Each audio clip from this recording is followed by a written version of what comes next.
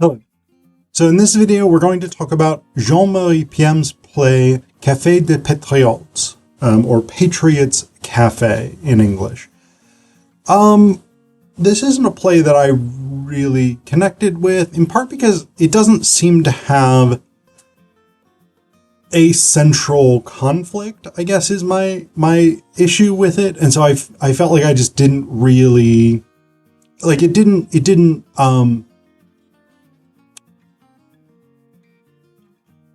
felt disjointed to me, I guess, ultimately is my issue. It didn't feel like it was a focused play. It felt like it had a few plot lines that interconnected, but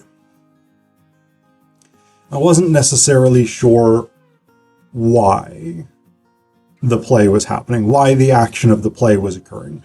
So basically this play centers really around these extreme right figures in Belgium, which, according to David Willinger, editor of 4 Millennial Plays from Belgium, is kind of ironic because there isn't really that much of an extreme right in Belgium compared to a lot of neighboring countries, particularly places like France, Germany, even the Netherlands. But we have two main sort of far-right figures. Willie de Wolf, who owns the Patriots Cafe, and then later becomes a member of parliament.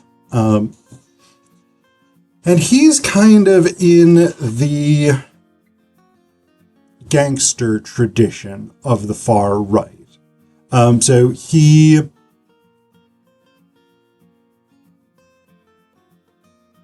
hires a guy named Freddie, for instance, at one point, who seems to be this very sort of large, basically hired muscle, who doesn't seem particularly bright. He's continually trying to seduce or rape women. He's this sort of skinhead scumbag type guy. And Willie is not necessarily that as such. He's more like a skinhead equivalent of someone like Al Capone, right? Where he has these sort of pretensions to being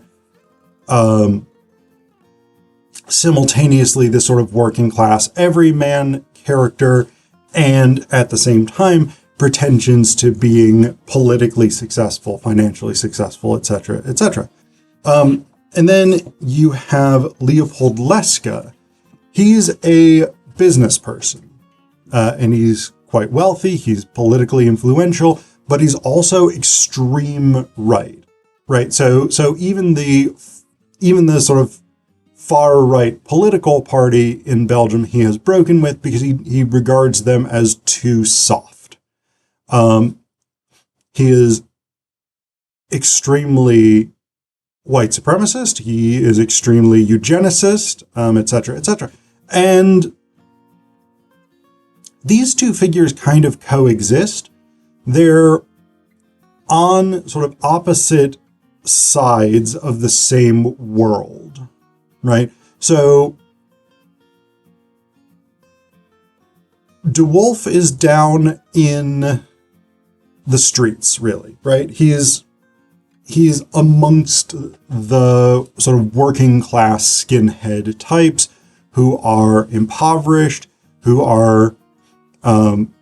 feel left behind by the system, etc., etc. Whereas Leska is very much in the world of successful, wealthy business people and politicians, but they're ideologically in the same sphere.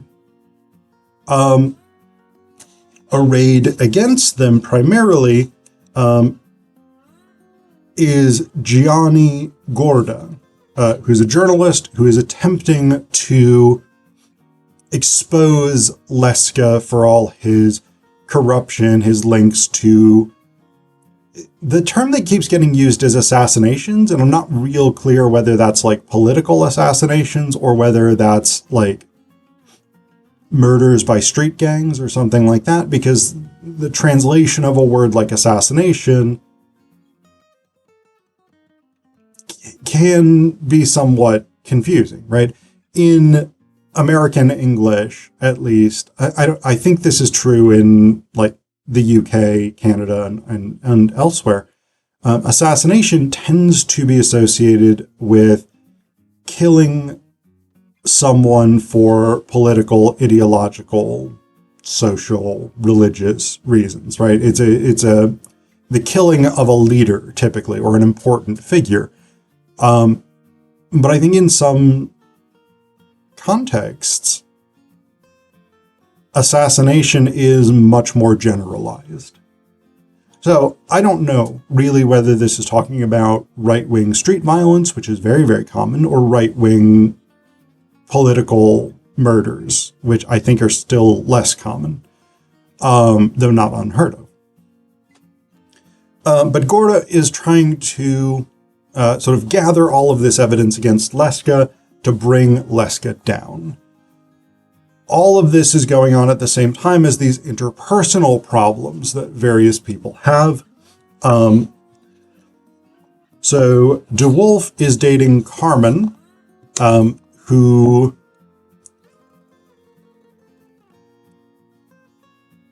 she's not a prostitute as such. She's not a sex worker as such, but she is very clearly with DeWolf because he has money. She seems to have a much stronger emotional connection with Julian, who's a young out-of-work guy, who kind of gets picked up by Leska as his protege, associate, dog's body. It's not 100% clear to me what the relationship there is, but Leska is trying to mold Julian in his own image as this sort of intellectual racist. Racism is not scientifically backed, by the way. Anyone who attempts to convince you of race science showing differences between the races is cherry-picking unreliably sourced data. But that's one of the things that Leska does, is he is in that sort of vein of there are distinct differences, distinct physiological, psychological, intellectual, etc. Differences between the races. And he is trying to mold Julian into this figure who has this, because Leska has this sort of intellectual conception of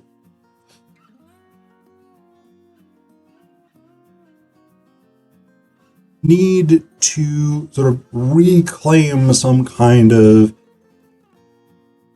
impassioned glory for the white race in Belgium. And he's trying to mold Julian into that. And Julian does sort of become a believer, but then when it's revealed at the end that Leska, like when Gorda publishes his expose and is subsequently probably murdered for it, and Leska's like, yeah, all the corruption, all the bad shit that he's said about me, that's all true. Julian's like, no, I'm disillusioned now. And there is this sort of weird moment where Leska gives him a gun and is like, you have to kill me.